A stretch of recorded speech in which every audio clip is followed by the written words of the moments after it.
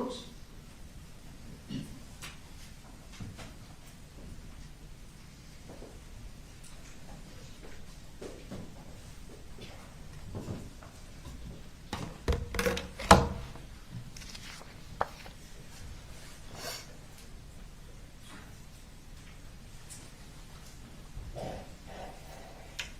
"41 seconds. On September 4th at 10:22 in the morning, Colt Gray opened fire in Apalachee High School for 41 seconds. Those 41 seconds forever altered the lives of the students of Apalachee High School, their parents, and everyone in this community. At 10:22 a.m., Christian acted and became a hero. He attempted to push the shooter out of his classroom, and when he was shot, Christian's last act on this earth was to shut the door to his classroom to protect his friends. In Miss Ryan's room, the teachers and students acted. Ronaldo ensured the door was barricaded, and Landon held Taylor's hand when she needed someone. Ariana tried to keep Taylor awake, and Miss Ryan attempted to put a tourniquet on Natalie's arm and comforted her. Miss Irmy acted. Her last act on this earth was to push her door shut to protect her students. When the shooting started, Coach Aspinwall acted. He went outside his classroom to see if he could help. Coach Phoenix acted. After being shot, he crawled back into his room and used his last bit of strength to shut his classroom door to protect his students. Valerie Lancaster acted. She used her training from Girl Scouts and stopped the bleed to save Coach Phoenix's life. And Sweet Mason, he didn't even have the opportunity to act. On September 4th at 10:22 a.m., SRO Donovan Boyd yelled into his radio, "Active shooter." Active shooter. Active shooter. What? Active shooter at Apalachee High School. And at that moment, every law enforcement in Barrow County and every law enforcement officer near Barrow County acted. 58 agencies and 400 law enforcement officers came to Barrow County to answer the call for help. Within a minute of hearing those first shots, SROs Boyd and King took the shooter into custody and saved Zane Zinni's life. He was in that last hallway seconds from being shot by Colt Gray. Sheriff Judd Smith and Lieutenant Wilkerson acted. Sheriff Smith was one of the first responders and helped get Natalie to EMS quickly. And Lieutenant Wilkerson did everything he could to save Miss Irmy's life. And the incredibly quick response by EMS and law enforcement saved the lives of Coach Phoenix, Natalie, Taylor, and Melanie. Ladies and gentlemen, at the end of those 41 seconds, the sense of security that this school and this community once had was shattered. But also in the aftermath of those 41 seconds, a community united, heroes emerged. Parents from all backgrounds came together on the football field to try and find and embrace their children. And every person in this community wanted to know one thing: who did this and how did this happen? Everyone except for that man, the defendant, Colin Gray. He was not asking that question because he knew exactly who had done this and how this happened. God. I knew it when my little girl just texted me. She's in middle school. She said, "We're in lockdown." I'm like, God almighty, please tell me, brother, give me something. Why do you? In fact, that man was the one person who could have prevented this mass shooting. He was the one man who ensured that Colt Gray had the tools he needed to commit mass murder. Ladies and gentlemen, that man and his son are both responsible for the immense suffering that occurred on September 4th. The blood is on their hands, and the defendant needs to be held accountable for his actions that led to the murder of 4 people and numerous other injuries, both mental and physical. I know this case has had testimony that was difficult and upsetting to hear, but I want to thank you again for your service as jurors. I have 2 opportunities to speak to you, like Judge Prim just said. After defense counsel gives their closing argument, I'll come back before you and explain why the evidence has proven the defendant guilty beyond a reasonable doubt. So right now, I'm going to briefly go over some of the law that the judge is going to give you to help you put some of the evidence in context. One thing he's going to talk to you about is the elements of the crimes that the state has to prove beyond a reasonable doubt. The defendant is charged with 29 crimes in the indictment. All of these crimes were committed in Bexar County. Apalachee High School is in Bexar County. The defendant's house, where he gave Colt access to the rifle and ammunition, is in Bexar County. So the first charge we're going to talk about is murder in the second degree. The defendant is charged with 2 counts of murder in the second degree for Mason and Christian, because they were the 2 children that were killed. To prove this, the state must show that the defendant caused the death of another human being, irrespective of malice, by committing the offense of cruelty to children in the second degree. When a child dies during the commission of cruelty to children in the second degree, then that is murder in the second degree. This is not malice murder. That's a completely different crime. No malice is required for second degree murder. And that means that the defendant did not have to intend for Christian or Mason to die. The state, however, does have to prove that the defendant's actions were the proximate cause of these deaths. And that is that his actions played a substantial part in bringing about or actually causing the deaths, and the deaths were reasonably foreseeable. For the first prong, at the age of 14, Colt could not legally buy a rifle or ammunition. He was too young. He also was too young to even drive to buy a firearm illegally. But for the defendant providing his son with a rifle and ammunition, these deaths would not have occurred. If you find the defendant guilty of cruelty to children related to Mason and Christian, then you have necessarily found that the defendant's actions played a substantial part in causing their deaths. As far as reasonably foreseeable, the state has to prove that these deaths weren't a remote possibility, but something a reasonable person could see happening. I like analogies, so I'm going to use a few throughout this closing. It's not to be flippant, but it's to try to explain the legal wording in a context that's relevant or more easily to understand. So here's my first one. Think about road signs, like the one that warns of falling rocks from a cliff. If you drive by that sign, you may not know exactly when or what type of rock is going to hit you, but you're on notice that if you drive by a cliff, you might get hit by a rock. Warning signs make something reasonably foreseeable. And ladies and gentlemen, we'll go through all this evidence in the second closing, but there were months and months and years of warning signs leading up to September 4th. Any reasonable parent, any reasonable person would have foreseen that Colt would harm somebody. Even 13-year-old Jenny Gray saw this coming.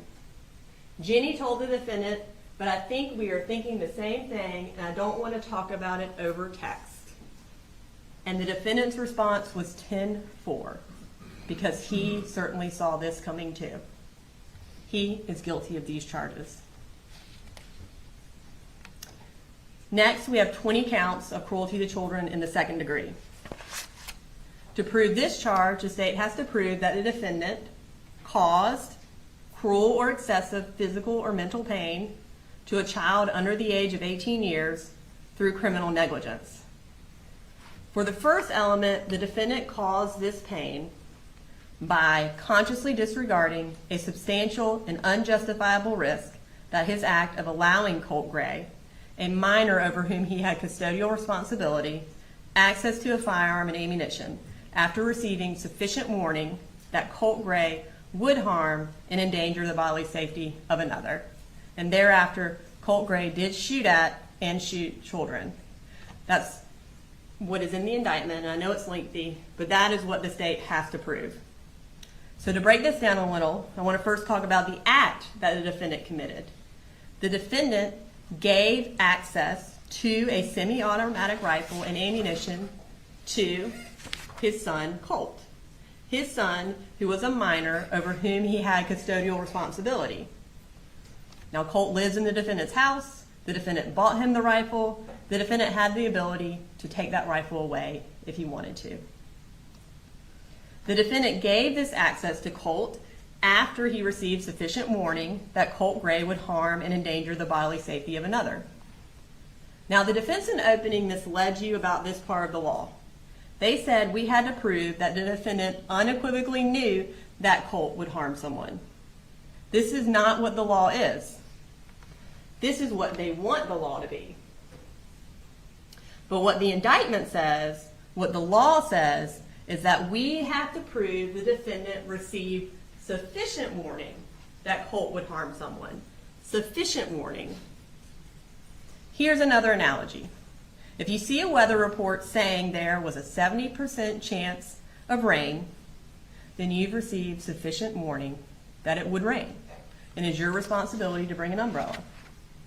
When looking at the evidence in this case and deciding this case, keep in mind what the actual law is and what the state has to prove. Listen to the judge as he charges you on the law. Remember, it is you, the jury, who decides what is sufficient warning. And you've heard the evidence, and you know that the defendant was sufficiently warned that his child would hurt someone. I also want to point out that the judge is going to instruct you that when a count on the indictment charges that the defendant committed a crime in more than one way, you may convict him if the evidence shows that the crime was committed in any of the ways on the indictment. Essentially what that means is if there is an and in the indictment, it means or. So for example, in cruelty to children, we charge would harm and endanger the bodily safety of another. But all the state has to prove is that it would be would harm or endanger the bodily safety of another, not both. So if we prove one, then the defendant is guilty of that charge. And that goes for any time there is an and in the indictment. It means or. When the defendant gave Colt this access to a firearm and ammunition, he consciously disregarded a substantial and unjustifiable risk that Colt would hurt someone. The term conscious disregard is defined as rising to the level of a gross deviation from the standard of care a reasonable person would exercise in this situation. And finally, the harm, as we know, occurred when Colt shot at and shot children at Apalachee High School. That's the first element of cause for cruelty to children. The second element is cruel or excessive physical or mental pain.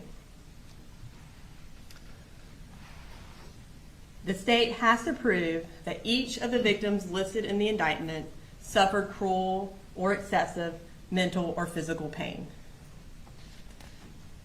I know those kids' testimonies were heart-wrenching and difficult to listen to, but we had to call them to testify in order to prove this element. Each and every one of them had cruel and excessive physical or mental pain. You have Taylor, who still walks with a limp, has had countless surgeries, sleep terrors, and anxiety. Natalie does not have full use of her hand and has PTSD. Melanie took 6 months to recover, missed her soccer season, and still has images of that day stuck in her head. Nautica can no longer play sports. She had nightmares and thoughts of suicide. Jackson has been unable to go back to school because of what happened, and he had to give up something he loved, the marching band.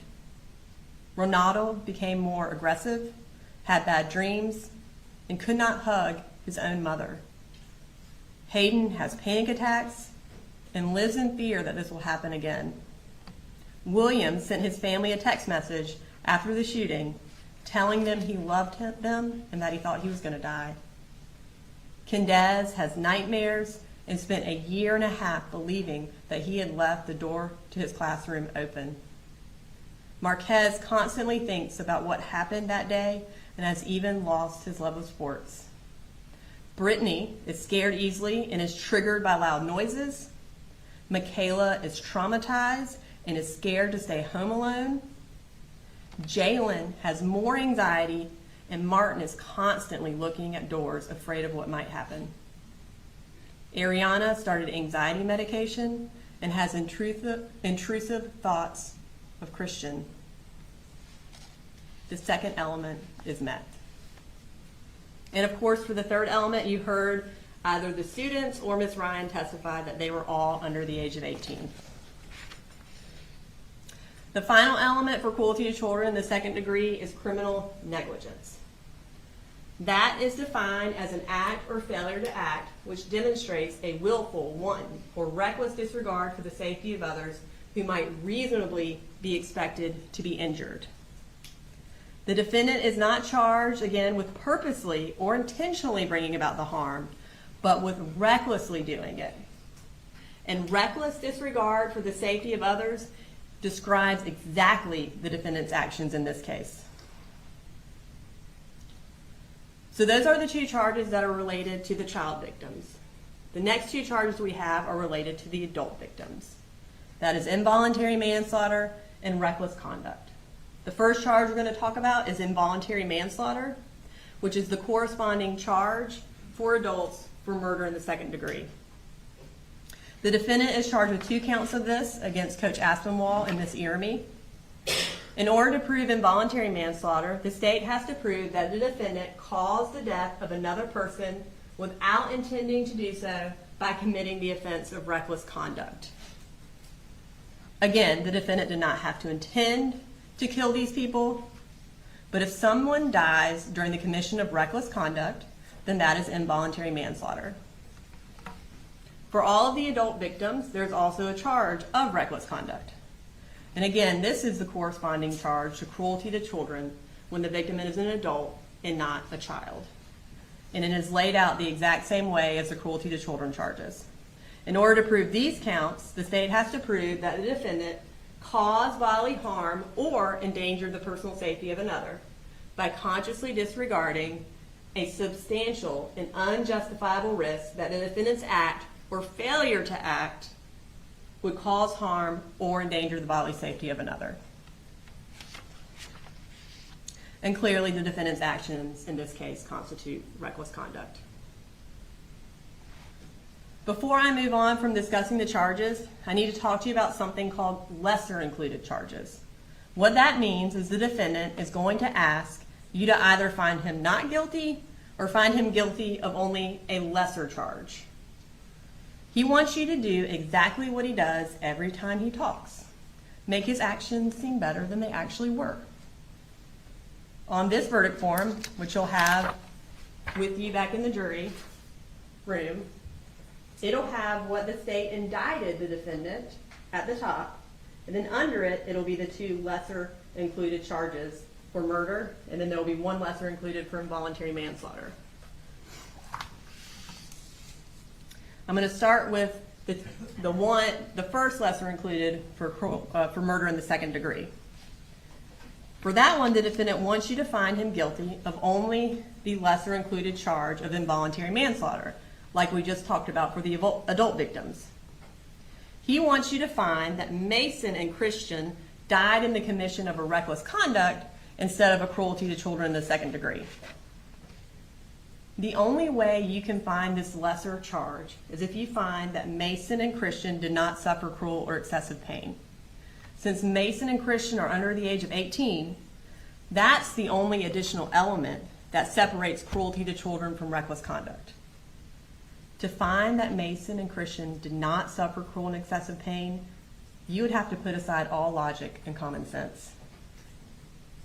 These children paid the ultimate price for the defendant's actions, and there is no argument that their pain wasn't both cruel and excessive.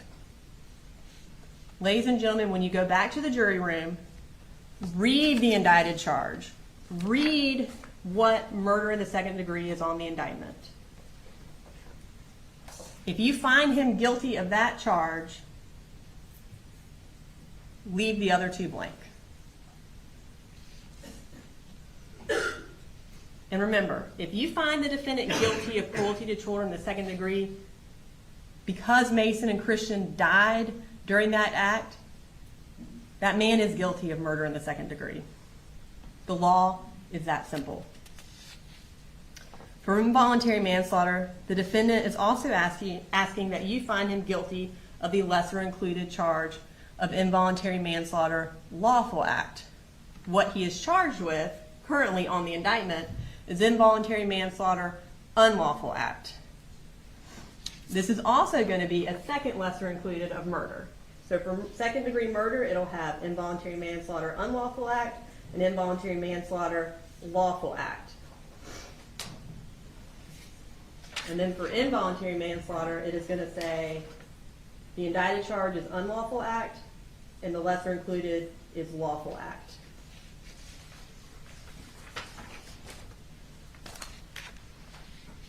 The judge is going to instruct you that this version of involuntary manslaughter means that someone dies in the commission of a lawful act in an unlawful manner. An example of a lawful act in an unlawful manner is building a porch without a permit. It's lawful to build a porch. It's unlawful to do it without a permit. Ladies and gentlemen, what this man did is not the equivalent of not getting a permit. This man in no way committed a lawful act. Buying a gun for the purpose of transferring it to your 13-year-old child is illegal. A reasonable gun owner would secure his weapons just because he had children. It is certainly a gross deviation from that standard for the defendant to let a child like Colt Gray have a rifle in his room. For the adult victims, find the defendant guilty of the indicted charge of involuntary manslaughter unlawful act and leave lawful act blank. And for the child victims, again, find him guilty of murder in the second degree and leave the other two blank. Essentially, the defendant wants you to convict him only of something that is barely a crime because it was committed doing a lawful act. Don't let these lesser included charges confuse you. The defendant is guilty of what is charged in the indictment.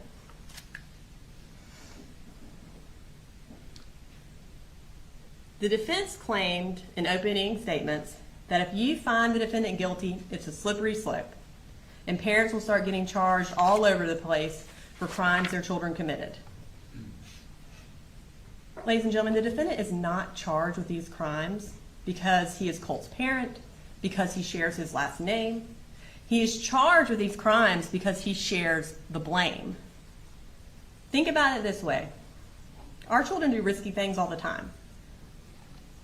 For example, a 16-year-old driving a car is inherently risky, but parents let their children drive because it's a justifiable risk. A parent does not commit a crime if their 16-year-old gets in a car accident and kills somebody. However, if you give your 16-year-old a six-pack of beer, watch him drink it, see him fall over the place, help him up, then him driving, now that's become an unjustifiable risk.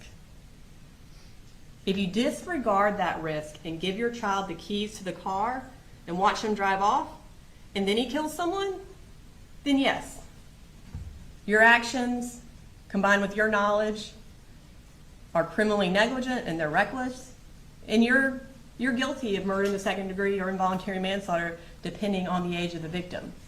But that's because of the parent's own actions, not just because their child did something.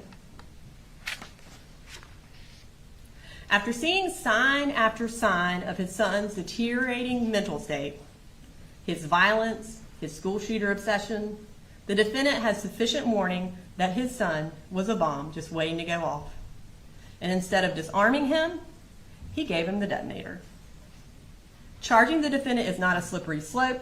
It's reasonable, it's common sense, it's justice. The last part of the law I'm going to go over with you is reasonable doubt. The judge is going to tell you that the state has the burden to prove all of the elements charged in the indictment beyond a reasonable doubt. Reasonable doubt is a doubt of a fair-minded, impartial juror who is honestly seeking the truth. is a doubt based upon common sense and reason. When you seek the truth, you do not abandon your common sense. Use your common sense when you are deciding this case. Think about it like this. In Wheel of Fortune, there's a moment where contestants know exactly what the phrase is, even if all the letters are missing. The moment you know that the defendant is guilty, even if there are some missing letters, that is the moment that you have found beyond a reasonable doubt. Now, the defense attorney is going to get up here and do his job and try to convince you to acquit the defendant. Then I'll come back before you and do my job and explain why the evidence has proven him guilty beyond a reasonable doubt of all the charges. And as you listen to these final two closings, keep in mind what your job is. Your job is not to look for doubt. Your job is to honestly seek the truth. And in this case, if you look for the truth, you will find that there is no doubt that the defendant is guilty of all charges.